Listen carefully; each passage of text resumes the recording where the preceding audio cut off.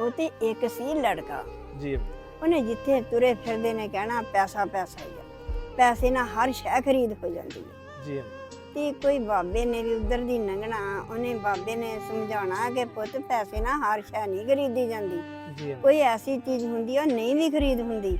ਜੀ ਤੇ ਉਹਨੇ ਫਿਰ ਕਹਿਣਾ ਕਿ ਪੈਸੇ ਨਾਲ ਕਿਹੜੀ ਚੀਜ਼ ਆ ਜਿਹੜੀ ਨਹੀਂ ਖਰੀਦ ਹੋ ਸਕਦੀ, ਮੈਂ ਪੈਸੇ ਨਾਲ ਹਰ ਸ਼ੈ ਖਰੀਦ ਲਵਾਂਗਾ। ਜੀ ਪੁੱਤ ਉਹਨੇ ਜ਼ਮੀਨਾਂ ਖਰੀਦ ਲਈਆਂ, ਆਲੇ ਦੁਆਲੇ ਦੀਆਂ ਕੋਠੀਆਂ ਖਰੀਦ ਲਈਆਂ, ਪੈਸਾ ਪੈਸਾ ਹੀ ਆ, ਪੈਸਾ ਪੈਸਾ ਹੀ ਆ।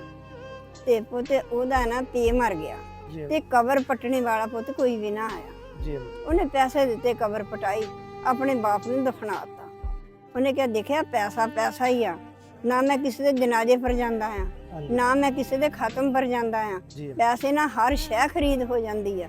ਬਾਬਾ ਜੀ ਫੇਰ ਕਹਿੰਦੇ ਆ ਕਿ ਪੁੱਤ ਕੋਈ ਚੀਜ਼ ਨਹੀਂ ਵੀ ਖਰੀਦ ਹੁੰਦੀ। ਦੇਖਦਾ ਹੈ ਕਿ ਕਿਸੇ ਦੇ ਘਰ ਲੜਕੀ ਆ, ਹੈਗੀ ਹਲਕੀ ਉਮਰ ਦੀ ਆ, ਹੈਗੀ ਬਹੁਤ ਖੂਬਸੂਰਤ ਆ, ਜੀ ਉਹਨੇ ਉੱਥੇ ਬੰਦਾ ਨਾ ਹੀ ਭੇਜ ਦਿੱਤਾ, ਜੀ ਜਾ ਬਈ ਉਸ ਲੜਕੀ ਦਾ ਰਿਸ਼ਤਾ ਪੁੱਛ ਕੇ ਆ, ਜੀ ਉਹਨੂੰ ਦੱਸ ਦੇ ਕਿ ਇਹਦੇ ਕੋਲ ਪੈਸਾ ਬਹੁਤ ਆ। ਜੀ ਉਹ ਗਿਆ, ਜਾ ਕੇ ਨਾ ਨਾਈ ਨੇ ਕਿਹਾ ਕਿ ਭਾਈ ਫਲਾਣੇ ਬੰਦੇ ਨੇ ਤੇਰੀ ਲੜਕੀ ਦਾ ਰਿਸ਼ਤਾ ਮੰਗਿਆ। ਜੀ ਉਹ ਕਹਿੰਦਾ ਉਹ ਤਾਂ ਬੰਦਾ ਹੀ ਕਾਫੀ ਉਮਰ ਦਾ ਆ, ਜੀ ਅੱਗੇ ਉਹਦੀ ਸ਼ਾਦੀ ਹੋਰ ਹੋਈ ਓ ਆ, ਜੀ ਤੇ ਮੈਂ ਆਪਣੀ ਬੇਟੀ ਦੀ ਕਿਉਂ ਸ਼ਾਦੀ ਕਰ ਦਵਾਂ। ਜੀ ਤੇ ਉਹ ਨਾਈ ਕਹਿਣ ਲੱਗਾ ਕਿਉਂ ਭੁੱਲਦਾ ਆ, ਉਹ ਤਾਂ ਪੈਸੇ ਵਾਲਾ ਹੀ ਬਹੁਤ ਆ, ਉਹ ਤਾਂ ਜ਼ਮੀਨਾਂ ਖਰੀਦੀ ਜਾਂਦਾ, ਮਰੱਬੇ ਖਰੀਦੀ ਜਾਂਦਾ, ਕੋਠੀਆਂ ਖਰੀਦੀ ਜਾਂਦਾ, ਕਿ ਤੂੰ ਗਲਤੀ ਵਿੱਚ ਨਾ ਪੈ। ਉਹਨੇ ਕਿਹਾ ਠੀਕ ਆ। ਉਹਨੇ ਇਹਨਾਂ ਲੜਕੀ ਦਾ ਰਿਸ਼ਤਾ ਕਰ ਦਿੱਤਾ, ਜੀ ਲੜਕੀ ਵਿਆਹ ਕੇ ਘਰ ਭੇਜ ਦਿੱਤੀ। ਉਹਨੂੰ ਦਿੱਤੀ ਅੱਲਾਹ ਤਾਲਾ ਨੇ ਬੱਚੀ, ਕੁਛ ਅਰਸਾ ਠਹਿਰ ਕੇ ਬੱਚੀ ਵੀ ਜਵਾਨ ਹੋ ਗਈ, ਜੀ ਬੱਚੀ ਵੀ ਇੰਨੀ ਪੜ੍ਹਾਈ ਜਿਹਦੀ ਹੱਦ ਨਹੀਂ ਕੋਈ ਵੀ। ਤਾਂ ਫਿਰ ਉਹਨੇ ਇਦਾਂ ਹੀ ਕਹਿਣਾ ਕਿ ਪੈਸਾ ਪੈਸਾ ਹੀ ਆ। ਦੇਖਿਆ ਮੈਂ ਆਪਣੀ ਬੱਚੀ ਵੀ ਇੰਨੇ ਪੜ੍ਹਾਈ ਆ, ਇੰਨਾ ਕੁਛ ਪੜਾਇਆ ਬੱਚੀ ਨੂੰ, ਤਲੀਮ ਦਵਾਈ ਆ, ਤੇ ਫਿਰ ਕਹਿਣਾ ਪੈਸਾ ਪੈਸਾ ਹੀ ਆ।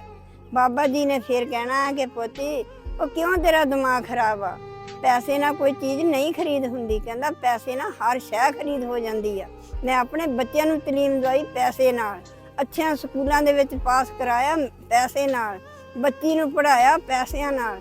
ਤੇ ਬਾਬਾ ਜੀ ਹਰ ਸ਼ੈ ਜਿਹੜੀ ਆ ਨਾ ਪੈਸੇ ਨਾਲ ਮਿਲ ਜਾਂਦੀ ਆ। ਜੀ ਤੇ ਕੋਈ ਰੋਜ਼ ਹੋਇਆ ਤੇ ਉਹਦੀ ਜਿਹੜੀ ਬੇਟੀ ਸੀ ਨਾ ਉਹ ਗਲਤ ਹੋ ਗਈ, ਜੀ ਗਲਤ ਹੋ ਗਈ ਤੇ ਉਹ ਬੱਚੀ ਕਿਸੇ ਦੇ ਨਾਲ ਚਲੇ ਗਈ। ਉਹ ਤਾਂ ਉਸ ਬੰਦੇ ਨੇ ਜਿੱਥੋਂ ਦੀ ਵੀ ਲੰਘਣਾ ਨਾ, ਲੋਕਾਂ ਨੇ ਕਹਿਣਾ ਇਹ ਕੌਣ ਜਾਂਦਾ, ਉਹੀ ਆ ਜਿਹੜਾ ਪੈਸੇ ਵਾਲਾ ਆ, ਜਿਹੜਾ ਕਹਿੰਦਾ ਸੀ ਪੈਸੇ ਨਾਲ ਹਰ ਸ਼ੈ ਖਰੀਦ ਹੋ ਜਾਂਦੀ ਆ।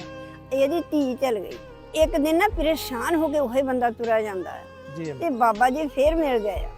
ਜਿਹੜੇ ਬਾਬਾ ਜੀ ਮਿਲੇ ਤਾਂ ਬਾਬਾ ਜੀ ਉਸ ਬੰਦੇ ਨੂੰ ਆਵਾਜ਼ ਦੇ ਕੇ ਕਹਿੰਦੇ ਕਿ ਪੁੱਤ ਦੱਸ ਪੈਸੇ ਨਾਲ ਹਰ ਸ਼ੈ ਮਿਲ ਜਾਂਦੀ ਆ। ਜੀ ਕਹਿੰਦਾ ਬਾਬਾ ਜੀ ਹਰ ਸ਼ੈ ਮਿਲ ਜਾਂਦੀ ਪੈਸੇ ਨਾਲ, ਪਰ ਇੱਜ਼ਤ ਪੈਸੇ ਨਾਲ ਨਹੀਂ ਮਿਲਦੀ। ਵਾਹ ਵਾਹ।